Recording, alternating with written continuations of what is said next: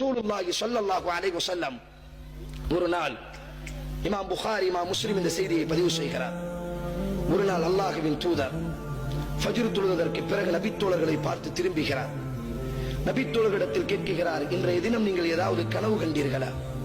நபித்தோழர்கள் சொன்னார்கள், இல்லையா ரசூலல்லாஹ். அல்லாஹ்வின் தூதர் கூறினார், நான் இன்றைய தினம் ஒரு கனவு கண்டேன். இரண்டு வானவர்கள் என்னை ஒரு இடத்திற்கு அழைத்து சென்றார்கள். அந்த இடத்திலே ஒரு இடத்திற்கு மேலே நான் ஏற்றி வைக்கப்பட்டேன். இரண்டு வானவர்கள் என்னை தூக்கி சென்றார்கள். நரகம் அங்கு என் கண்களுக்கு முன்னால் காட்டப்பட்டது.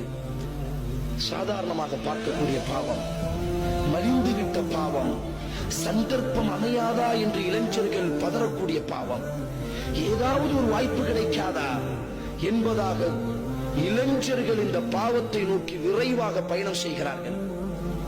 அல்லாஹ்வின் தூதர் ஸல்லல்லாஹு அலைஹி வஸல்லம் கூறினார். இமாம் புகாரி இமாம் முஸ்லிம் ரஹிமஹுல்லாஹ் இந்த செய்தியை பதிவு செய்கிறார்கள். இரண்டு வானவர்கள் என்னை தூக்கினார்கள். நான் ஏறினேன். அங்கு நரகத்தை என் கண்களுக்கு முன்னால் காட்டப்பட்டது.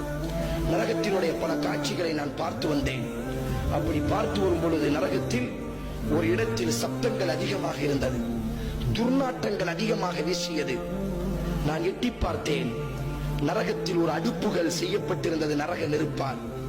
அதனுடைய வயிறுகள் உப்பியதாகவும் அந்த அடுப்பினுடைய வாய்கள் சிறுமையானதாகவும் இருந்தது. ஒரு பானையை போன்று அந்த அடுப்புகள், நரகத்தினுடைய அடுப்புகள் செய்யப்பட்டிருந்தது. அங்கே சில ஆண்கள், அங்கே சில பெண்கள் நிர்வாணமாக இருந்தார்கள், எந்த ஆணையும் இல்லாமல். கீழே வயிறு உப்பி இருக்கிறது. கீழே நெருப்புகள் அப்படி அவர்களினுடைய மர்ம உறுப்பை அரித்துக் கொண்டே இருக்கிறது. அவர்கள் அந்த வேதனை தாங்க முடியாமல் அந்த அடுப்பிற்கு மேலாக துள்ளி குதிக்க நினைத்து வெளியேற நினைத்தால் அந்த அடுப்பினுடைய வாயுமோ மிக குறுகியதாக இருப்பதினால் அவர்களால் அந்த அடுப்பை விட்டு வெளியே தப்பிக்க முடியவில்லை. மீண்டும் அவர்கள் கீழே விழுகிறார்கள். மீண்டும் அந்த நரகத்தினுடைய நெருப்புகள் அவர்களினுடைய மர்ம உறுப்பை அப்படி அரிக்க ஆரம்பிக்கிறது. இப்படி கியாம நாள் வரை இந்த ஹதீஸுக்கு இப்னு அப்பாஸ் விளக்கம் கொடுத்தார். இது கபரினுடைய வேதனை. இந்த துன்யாவில் ஒரு விபச்சாரம் செய்தால் அவன் கல்லெறிந்து கொலை செய்யப்படுவான். இஸ்லாமிய ராஜ்யமாக இருந்தான். திருமணத்திற்கு முன்னால் 100 கசையடிகள் அவனுக்கு கொடுக்கப்படும். கபரினுடைய வேதனை இது.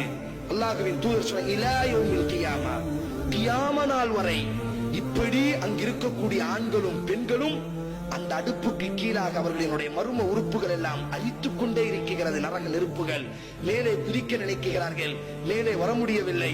இனி ஒரு ரிவாயத்தில் மிக மோசமான நாற்றம் அங்கிருந்து வந்து கொண்டே இருக்கிறது. நான் கேட்டேன், ஜிப்ரீலே யார் இவர்கள் என்பதாக, நடங்கள் என்பதாக எனக்கு சொல்லப்பட்டது. இறுதியாக நான் கீழே இறக்கி விடுவதற்கு முன்னால் ஜிப்ரீல் கூறினார்கள், யார் அவர்கள் தெரியுமா? உங்களினுடைய சமுதாயத்தினுடைய விபச்சாரிகள், உங்கள் சமுதாயத்தினுடைய விபச்சாரர்கள்.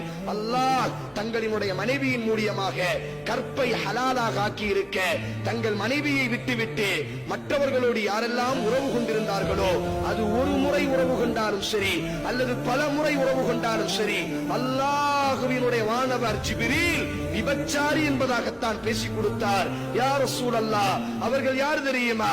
அவர்கள் தான் உங்கள் சமுதாயத்தினுடைய விபச்சாரிகள், அவர்கள் தான் உங்கள் சமுதாயத்தினுடைய விபச்சார ஆண்கள்.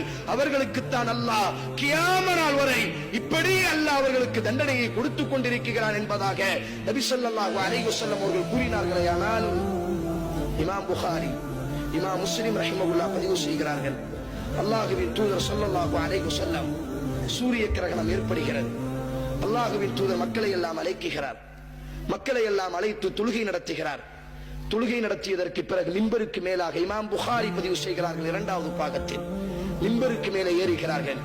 யா உம்மத்த முஹம்மத், யா உம்மத்த முஹம்மத், ஓ முஹம்மதின் உம்மத்தே. அல்லாஹ்வின் தூதரினுடைய அழைப்பை பாருங்கள். யா உம்மத்த முஹம்மத், முஹம்மதின் சமுதாயமே, அறிந்து கொள்ளுங்கள், லா அஹத அக்யரு மின் அல்லாஹ், அல்லாஹ் இந்த அளவிற்கு ரோஷப்படவில்லை. ஒரு ஆண் விபச்சாரம் செய்யும் பொழுது அல்லாஹ் மிக அதிகமாக ரோஷப்படுகிறான். யா உம்மத்த முஹம்மத், ஓ முஹம்மதின் சமுதாயமே, லா அஹத அக்யரு மின் அல்லாஹ், அல்லாஹ் இந்த அளவிற்கு ரோஷப்படவில்லை. முஹம்மதின் சமுதாயத்தில் ஒரு பெண் விபச்சாரத்தில் ஈடுபடும் பொழுது அல்லாஹ் மிக அளவுக்கு அதிகமாக ரோஷப்படுகிறான் என்பதாக ரசூலுல்லாஹி ஸல்லல்லாஹு அலைஹி வஸல்லம் அவர்கள் கூறினார்களே. ஆனால் இன்றைக்கு எத்தனை சகோதரர்கள் என்ன நினைப்பிலே நாங்கள் வாழ்ந்து கொண்டிருக்கிறோம். والذين لا يدعون مع الله إلها آخر ولا يقتلون النفس التي حرم الله إلا بالحق ولا يزنون ومن يفعل ذلك يلقى أثاما يضاعف له العذاب يوم القيامة ويخلد فيه مهانا. சூரா ஃபுர்கான். அந்த இறை நம்பிக்கையாளர்கள் யார்? லா யதுஊன மஅ அல்லாஹி இலாஹன் ஆகர். அல்லாஹுவை விட்டுவிட்டு அவர்கள் மற்ற யாரையும் அழைக்க மாட்டார்கள், பிரார்த்திக்க மாட்டார்கள். வலா யக்துலூன அன்-நஃப்ஸ அல்லதி ஹர்ரம அல்லாஹு இல்லா பில் ஹக்.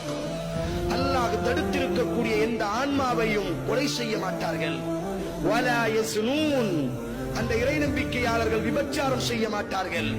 ومن يفعل ذلك يلقى عثاما يضاعف له العذاب يوم القيامة ويخلد فيه مهانا. அப்படி யாராவது இறை நம்பிக்கையை ஏற்றதற்கு பிறகு இந்த பாவத்தை செய்வார்களேயானால் இறை மறுப்பாளர்களுக்கு கொடுக்கக்கூடிய தண்டனையை விட 2 மடங்கு அவர்களுக்கு தண்டனை கொடுக்கப்படும். ويخلد فيه مهانا. அந்த நரக நெருப்பிலே அவர்கள் நிரந்தரமாக இருப்பார்கள். இப்னு அப்பாஸ் ரலியல்லாஹு இதற்கு விளக்கம் கொடுத்தார்கள். அல்லாஹ் நினைத்தால் சில பாவங்களை மன்னிப்பான், அப்படி சில பாவங்களை வைத்திருக்கிறான். ஆனால் இந்த விபச்சாரத்திற்கு மட்டும் இப்னு அப்பாஸ் ரலியல்லாஹு விளக்கம் கொடுத்தார்கள். ஷிர்கிற்கு பிறகு, கொலைக்கு பிறகு இந்த பூமி பந்தில் மிக கொடூரமான ஒரு பாவம் இருக்குமையானால் அது விபச்சாரம். இந்த விபச்சாரத்தையும் இணை வைப்பையும் கொலையையும் எவன் செய்வானோ அல்லாஹ் அவனை கண்டிப்பாக தண்டிப்பான். அந்த தண்டனையை அவன் அனுபவிக்காமல் அவன் சொர்க்கம் நுழைய மாட்டான் என்பதாக. எவன் விபச்சாரம் செய்வானோ அவன் நிரந்தரமாக நரகத்தில் இருப்பான் என்பதற்கு இப்னு அப்பாஸ் எப்படி விளக்கம் கொடுத்தார்களே. ஆனால் அந்த விபச்சாரத்திற்கு குறித்தான தண்டனையை அனுபவிக்காமல் அவன் சொர்க்கம் நுழைய மாட்டான், கண்டிப்பாக அந்த தண்டனையை அவன் அனுபவிப்பான் என்பதாக விளக்கம் கொடுத்தார்கள்.